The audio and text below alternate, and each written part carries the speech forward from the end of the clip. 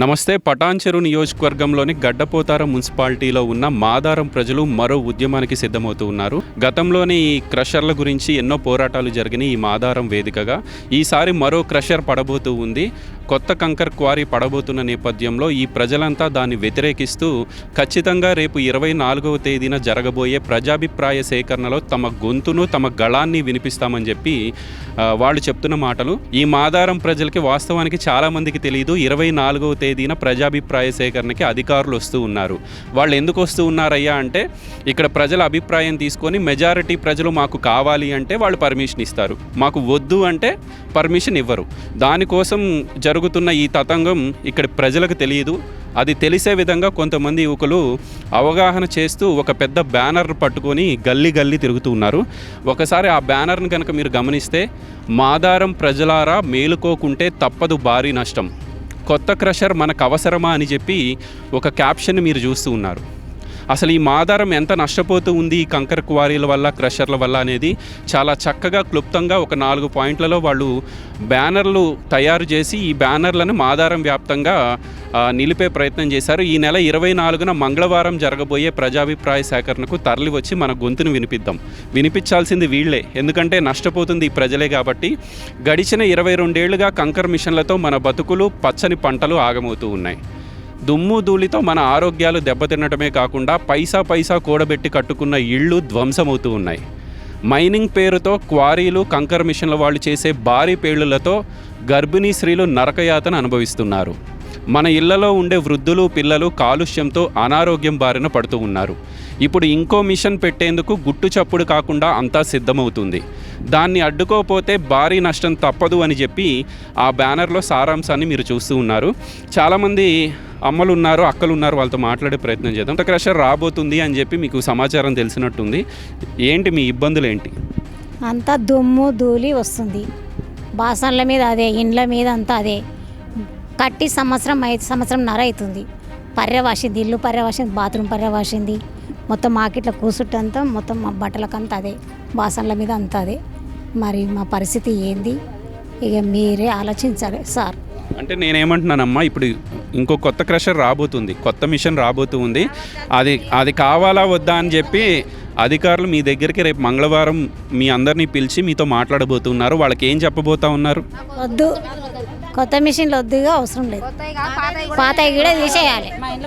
పర్రెలు వస్తున్నాయి, అక్కడ బర్మ దెబ్బలు లేపితే మొత్తం బాసన్లన్నీ కింద పడుతున్నాయి. బాసన్ల మీద అంతా దుమ్ము, పొద్దుగా లాకిన్ నొక్కితే ఇట్లా పౌడర్ వచ్చినట్టు వస్తుంది. ఇల్లు 5 సంవత్సరాలు 6 సంవత్సరాలు మొత్తం 4 దిక్కుల పర్రెలు వచ్చింది. పోయిన సంవత్సరంలో 80,000 రూపాయలు దవాఖానలో వస్తున్నా దుమ్ముకు, మొత్తం పర్రెలు వచ్చింది. దెబ్బతింటే నేను 80,000 పెట్టుకొని వచ్చిన బెరగూడ కామన్ హాస్పిటల్. ఇండ్ల మీద అదే, మొత్తం అదే, ఎక్కడ చూసినా అదే దుమ్ము ఉంది. అట్లా బంద్ చేయాలి, మా ఇండ్ల మీద దుమ్ము రావద్దు. ఆడవాళ్ళకు కూడా పాపం గర్భిణీ స్త్రీలు కూడా బాగా ఇబ్బందులు పడుతూ ఉన్నారు, వాళ్ళు పేలుళ్ళు జరుపుతున్నారంట. నిజమైన గతంలో అట్లాంటివి జరిగినాయా? చాలా బాధపడ్డారు పిల్లలు, పెద్దలు అందరు బాధపడ్డారు. కానీ చెప్పుకోలేరు, ఎందుకంటే జనాలకు భయపడి. ఉన్నది ఉన్నట్టు అంటే లావటోళ్ళు అంటారు అంతే. కానీ నిజమే ఈ మాట, కానీ మేము మాట్లాడదాలు, రేపు మాట్లాడాలంటారు కదా, కంపల్సరీ మాట్లాడుతాం. రేపు 24వ తేదీన అధికారులు వస్తూ ఉన్నారు, మీ అభిప్రాయం చెప్తారా? చెప్తాం సార్, చెప్తాము. ఏ కేసరు వాడొద్దు, ఉన్నాయి కూడా తీసేయాలి అంతే. చాలామంది రూపాయి కూడబెట్టుకొని ఇళ్ళు కట్టుకున్నారు. ఆ ఇళ్ళన్నీ పగుళ్ళు వస్తున్నాయి అంట, నిజమేనమ్మా? పర్రెలు వచ్చినాయి మస్తు. మేము సన్నగా ఒక కిటికీ పెట్టుకొని కట్టుకున్నాము, అవి పర్రెలు వాస్తున్నాయి. మళ్ళీ కట్టలేరు మా పిల్లలు, బతకలేరు. అలా పొట్టకు కన్నా కష్టం చేసి కంపెనీలో పడి చెమటబోటు తీసి కట్టుకున్న ఇండ్లు నువ్వు అన్నట్టు. మా పెద్దలు సంపాదించిన షారడు కూడా అమ్ముకున్నాము, మళ్ళీ అమ్ముకొని కట్టుకుందామన్నా మాతో ₹1 గతి లేదు. ఎక్కడ పాలు అవుతామో ఏం పాలు అవుతామో, అప్పుల పాలు మాకు అర్థం అవుతలేదు. ఆరోగ్యం బాగోట్లేదా అమ్మా ఈ దుమ్ము వల్ల? ఏంటి దుమ్మంతా పోయి తెరువైనా చూడు సార్, నేను కాళ్ళు లేవయి, మొక్కలు లేవయి, ఏం లేవయి, ఉన్న పర్రెలు వాస్తున్నాయి, పెంకల కింద పడుతున్నాయి. ఎట్టునో బతుకుతున్నాము, ఉన్న గుంటలు అమ్ముకున్నాము, కట్టుకున్నాము, అవి పర్రెలు వాస్తున్నాయి. చెప్తాం అంతే. సార్లు ఇప్పటి వరకు నడిపించుకున్నాం, ఎట్లా చేసుకున్నాం, ఇప్పుడైతే రావద్దు. ఇక ఈడికి ఆపేసుకొని మా ఇంట్లో మా ఉన్న కాడికన్నా చాలిద్దాం వాటికి అదే చెప్తాం సార్. మాకు ఈడికి ఆపుకుంటే కూడా మేమన్నా కొంచెం మంచిగా బతకగలుగుతాం. మా పిల్లలు చిన్న చిన్న ఊరు మేము చేయలేము, ఇక కష్టం మేము కూడా ఇప్పటికైతే సంపాదించుకోలేము, మేము ఇల్లు కట్టలేము. మళ్ళీ ఉన్న ఇల్లు కూడా పర్యవాసి కూలిపోతే ఎట్టుంటాం సార్ మేము మళ్ళీ. దాంతోపాటు కొంతమంది గ్రామానికి సంబంధించిన యువకులు ఉన్నారు. సరే పార్టీలు ఏవైనా కావచ్చు, కంకర్ క్రషర్ విషయంలో అందరూ ఏకతాటిపైకి రావాల్సిన అవసరం ఉంది అనేది వాళ్ళ వర్షన్. రమణ్ సింగ్ ఉన్నారు, మాట్లాడే ప్రయత్నం చేద్దాం. ఒక పెద్ద బ్యానర్ని తయారు చేసి ఊర్లో గల్లీ గల్లీ తిరిగి అవగాహన చేస్తూ ఉన్నారు. ఏం జరగబోతూ ఉంది రేపు ప్రజాభిప్రాయ సేకరణలో?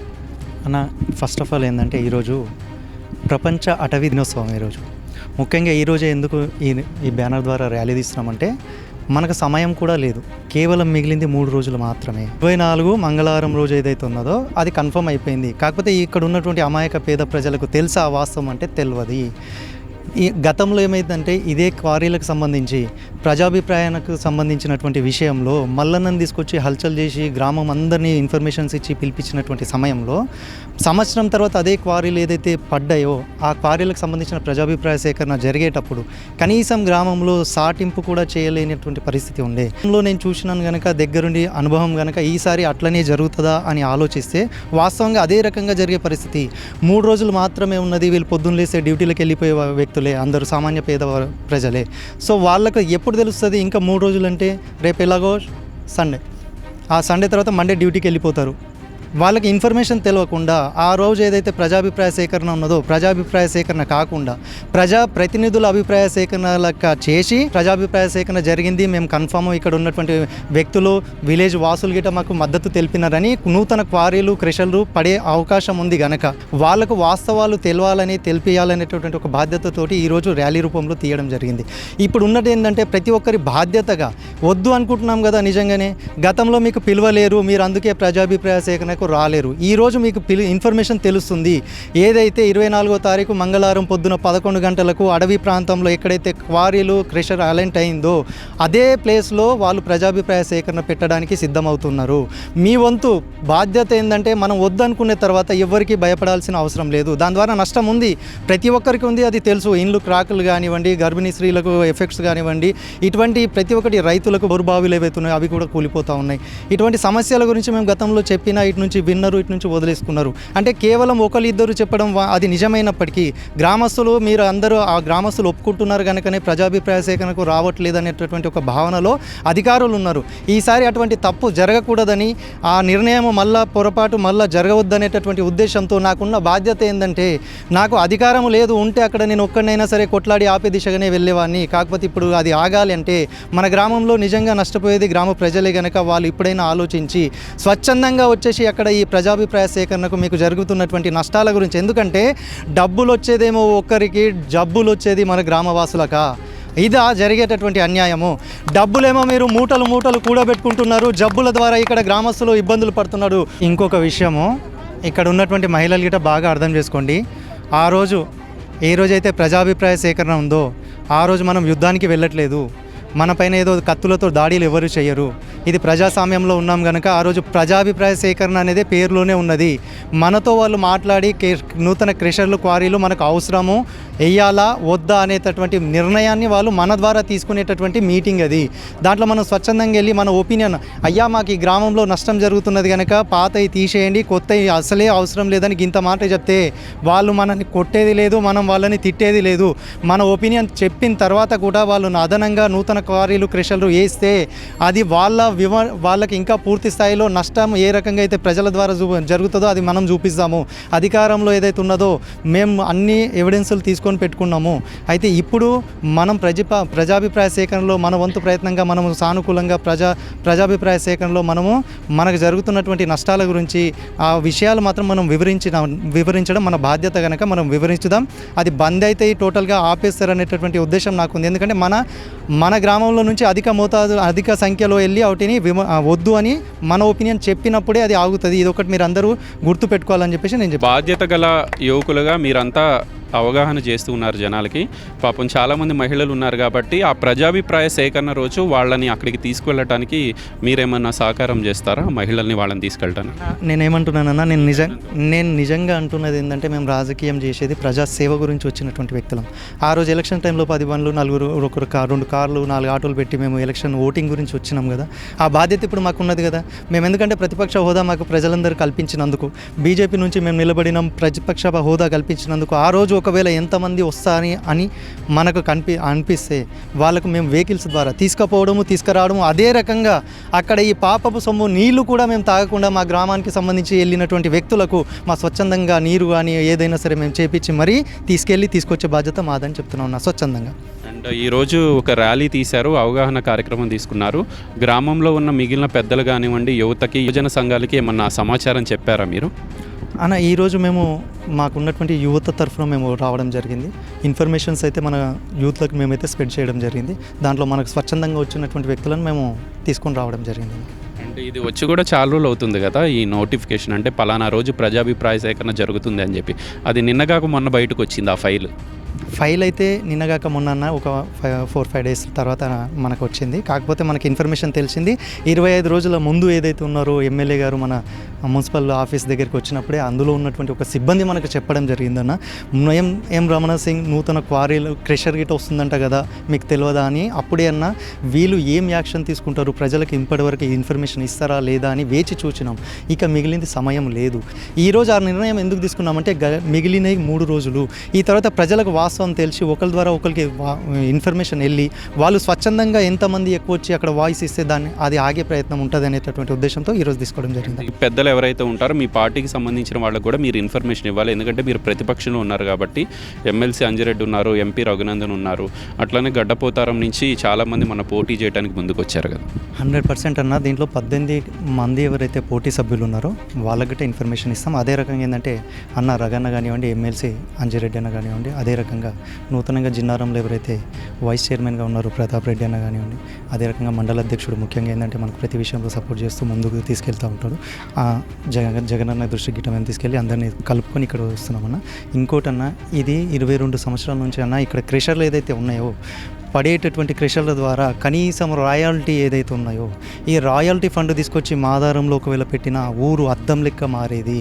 గతంలో ఏదైతే పొరపాట్లు జరిగినాయో, గతంలో ఏదైతే నాయకులు ఉన్నారో వాళ్ళ తప్పిదం వల్ల ఇక్కడ రాయల్టీ ఫండ్ మన ఊరికి రావాల్సిన ఫండ్ పని ఏదైతే ఉందో, కార్యక్రమాలు ఏవైతే ఉన్నాయో పక్క జిల్లాలకు వెళ్ళి డెవలప్మెంట్ విషయంలో పెట్టేసుకున్నారని.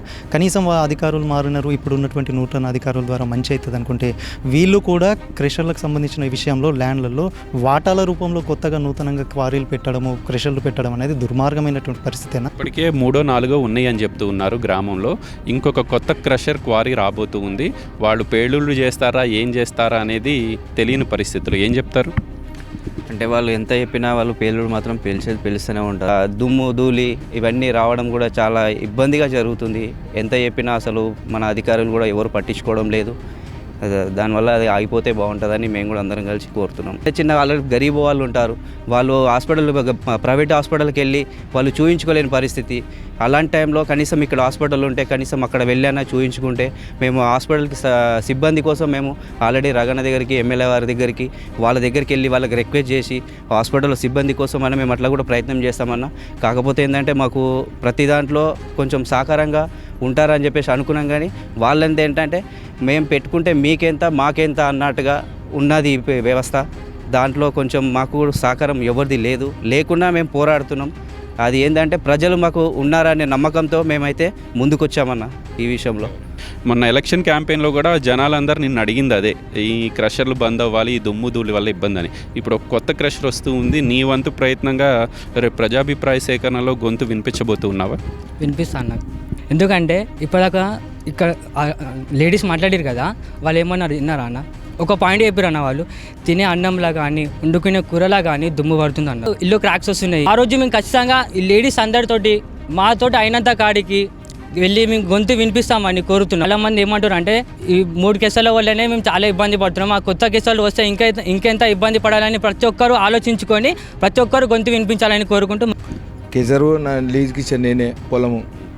ఒక కేసర్ పెట్టారు ఫస్ట్ పూర్ణ చంద్రరావు అని, ఆడికెళ్ళి 2వది స్టార్ట్ అయింది. ఆడికెళ్ళి మూడోది స్టార్ట్ అయింది. ఆడికెళ్ళి కొండలరావు అని టీఆర్ఎస్ ప్రభుత్వం నుంచి వాళ్ళు వచ్చిండ్రు. ఇంకా ఆడికెళ్ళి కొత్త క్వశ్చన్లు ఎటువంటి వస్తున్నాయి.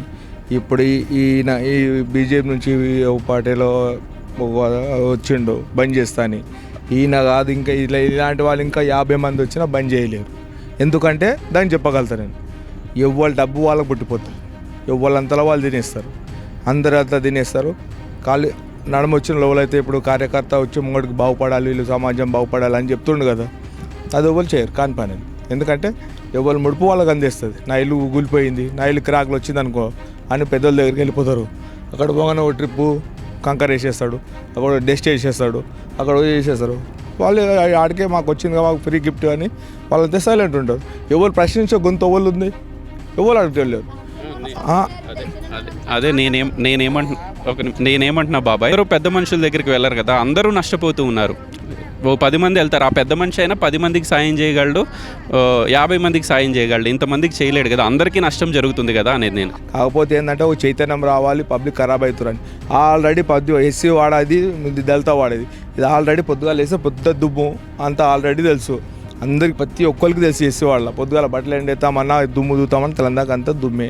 ఈడ చెప్పి చెప్పి చెప్పి చెప్పి ఎమ్మెల్యేకి చెప్పినంతే, రెవెన్యూ డిపార్ట్మెంట్ చెప్పినంతే, కలెక్టర్ వస్తాడు అక్కడనే ఓటు వేస్తాడు, పొల్యూషన్ డిపార్ట్మెంట్ వస్తారు వాళ్ళు అక్కడనే ఓటు వేస్తారు, అందరు వాళ్ళంతా మూటలు వెళ్తాయి, సంచులు వెళ్తాయి. ఇంకా వాళ్ళు ప్రశ్నించే గొంతు అవ్వలుతుంది ఆడ. ఇప్పుడు ఈడ ప్రశ్నిస్తుడు బాగానే ఉంది, అప్పుడు ఆడ ప్రశ్నించే వాళ్ళు. మీరే వెళ్ళి ప్రశ్నించాలి జనాలుగా, నేను అనేది అది. మీరు వెళ్ళి ప్రశ్నిస్తాను, ఎందుకంటే జనాలు తలుచుకుంటే రాజ్యాలే కూలిపోయినాయి, ఎమ్మెల్యేలు మారుతారు, ఎంపీలు మారుతారు, మీరు చెప్తున్న పెద్ద మనుషులు కూడా మార్చే అవకాశం మీ చేతిలోనే ఉంటుంది, రమణ్ సింగ్ చేతిలోనో నా చేతిలోనో ఉండదు. మీరు చెప్పేది కరెక్టే మాట. అది ఇప్పుడు రమణ్ సింగ్ చేతులనా వాళ్ళ చేతుల వీళ్ళ చేతులు అన్న కరెక్టే. ఆ చైతన్యం అనేది మా ఎస్సీ వాడకు అనేది రావాలి. మా ఎస్సీ వాడలా మాత్రం లేదా చైతన్యం. ఎందుకంటే ఎక్కడ దొరికితే అక్కడ పాటు ఇప్పుడు డివైడ్ చేసేసారన్న, ఎక్కడ అక్కడ. ఇప్పుడు రమణ్ సింగ్ దిక్కు కొంతమంది వెళ్ళిపోతారు, కొంతమంది అంటే పార్టీ వివరాల వెళ్ళిపోతారు. అలా లేడీస్ కంటే ఏం తెలియదు, జెంట్స్ తెలుస్తుంది. మగపిల్లలు పిలిచేసుకొని, అరే అబ్బాయి నువ్వు నీకు ఇంత నా కోటర్ బీర్ బిర్యానీ, ఆయన కోటర్ బీర్ బిర్యానీ, కథం వాళ్ళంతా వాళ్ళు వెళ్ళిపోతారు. వెళ్ళిపోయినాక ఇంకో వాళ్ళు నా ప్రశ్నించే గొంతు వాళ్ళు ఉందని ఎవరు మాట్లాడతారు చెప్పు. ఆడి వీళ్ళకి అసలే తెలియకపోయా ఆడ ఏమవుతుంది ఏం పోతుందని. ఇప్పుడు అవకాశం వచ్చింది, అధికారులు వస్తున్నారు కాబట్టి కనీసం మీ ప్రయత్నంగా మీరు కూడా వెళ్ళి ఒక 4గురిని తీసుకెళ్ళి మీ బాధ ఏదో అక్కడ చెప్పే ప్రయత్నం చేయండి అని చెప్తున్నా. అక్కడ వెళ్ళామనుకో పోలీస్ ఫుల్, మిలిటరీ ఫుల్, మొత్తం టోటల్ టు కలెక్టర్ పెట్టుకుంటారు, పొల్యూషన్ ఉంటూ పెట్టుకుంటారు. వాళ్ళు ఫుల్ ప్రొడక్షన్ పెట్టుకుంటారు. ఏం ఎక్కువ మాట్లాడినా కొట్టుడు, పొల్యూషన్లో దూసుడు. ఇది గతంలో అట్లా ఈ ప్రజాస్వామ్యంలో అట్లా ఉండదు బాబాయ్. నేనేమంటున్నా, ఒకప్పుడంటే మీడియా లేదు, చూపించేవాళ్ళు లేరు కాబట్టి గందరగోళం జరుగుండొచ్చు. మీరు ప్రశ్నించండి, మనం గొడవ చేసి కొట్లాడాల్సిన అవసరం లేదు. మన అభిప్రాయాన్ని తెలియజేయాలి, మనం బతకడం కోసం ఏం అవసరమో అక్కడ చెప్పాలి అంటున్నా. పోలీసు వాళ్ళు ఎందుకు కొడతారు మనల్ని? మనం ఏం గడిబిడి చెయ్యం కదా. ఇప్పుడు నువ్వు అన్న మాట కరెక్టే, నువ్వు అన్నావు. మేము అదే అన్నాం సార్, మాకు కేసీఆర్ అవసరం లేదు, ఉన్న కేసీఆర్ ఉన్న కాడికి నడిపించుకొని బంద్ చేసుకొని వెళ్ళిపోరే అని చెప్పేసి మేము అన్నాం. వాళ్ళంటే అన్నదే ఇంకో కేసీఆర్ వస్తుంది మీకు డబ్బులు వస్తాయని అని. అది దాని ఊర్లో డబ్బులు ఇస్తే అంటే 3 విలేజ్లు, మంత్రిగుట్ట ఒకటి, మాదారం ఒకటి, దోవుంట ఒకటి, 3 గ్రామాలకు డబ్బులు ఇచ్చేసిండు. 3 అక్కడ నువ్వు రామలాయ టెంపుల్ కట్టుకో, నువ్వు ఇక్కడ మన హనుమాన్ల గుడి కట్టుకో, ఇక్కడ నేను పోషమ్మ టెంపుల్ కట్టుకో అని చెప్పేసి డబ్బులు ఇచ్చేవాళ్ళు. కట్టలు చేసాకల పబ్లిక్ ఎక్కడక్కడ డివైడ్ అయిపోయారు. చివరిగా ఒక్క మాట బాబాయ్, నువ్వు చెప్పావు కాబట్టే మాట్లాడుతున్నాను. గుళ్ళు మనకి ముఖ్యం కాదు, మన ఇంట్లో కూడా దేవుణ్ణి మనం దండం పెట్టుకోవచ్చు. మన గల్లీల్లో కూడా చర్చిలు ఉన్నాయి, చిన్న చిన్న ఆలయాలు ఉన్నాయి. ఆ క్రషర్లోడు 10 లక్షలు 20 లక్షలు పెద్ద పెద్ద గుళ్ళు కట్టుకోమని ఇస్తే ఆ గుళ్ళకి ప్రతిరోజు మనం వెళ్ళాం. మన జీవితాలు మన బతుకులు ఆగమవుతున్నాయి. దేవుడు అది కోరుకోడు కదా, బాగుండాలని కోరుకుంటాడు. అది ఆ పెద్ద మనుషులకి అర్థం అవ్వాలి, ఎవరైతే వెళ్ళి తెచ్చుకుంటున్నారో వాళ్ళకి. సో నీ ప్రయత్నంగా నువ్వు వెళ్తున్నావా లేదా ప్రజాభిప్రాయ సేకరణకి? బరాబర్ వెళ్తా. దాని విషయం అంటే ఎన్నో పర్వాలు వచ్చినాయి సార్. ఇప్పుడు మొత్తం నువ్వు చెప్తాను, ఇప్పుడు నువ్వు నైట్లో వచ్చినావు కానీ ఆయన ఎంతో పోరాటం ఆయన చేసుకొస్తున్నావు. కానీ ఒక్కరోజు మీరు టైం ఉండి వస్తే ఎస్సీ వాళ్ళ ఎన్ని ఇండ్లు దెబ్బతిని, ఎన్ని ఇండ్లు మొత్తం క్రాక్లు ఇప్పి ఎన్ని ఇండ్లు దెబ్బతినిపోయినాయి, ఎంతమంది ఎస్సీ వాళ్ళ ఎన్ని ఇండ్లు పోయినాయి అనేది మీకు అర్థమవుతుంది. మళ్ళీ ప్రజాభిప్రాయ సేకరణ రోజు మీతో అక్కడ మాట్లాడిస్తాను, మీ అభిప్రాయం అక్కడ చెప్తారు కానీ అధికారుల ముందు. ఓకే, థ్యాంక్ యూ అన్న.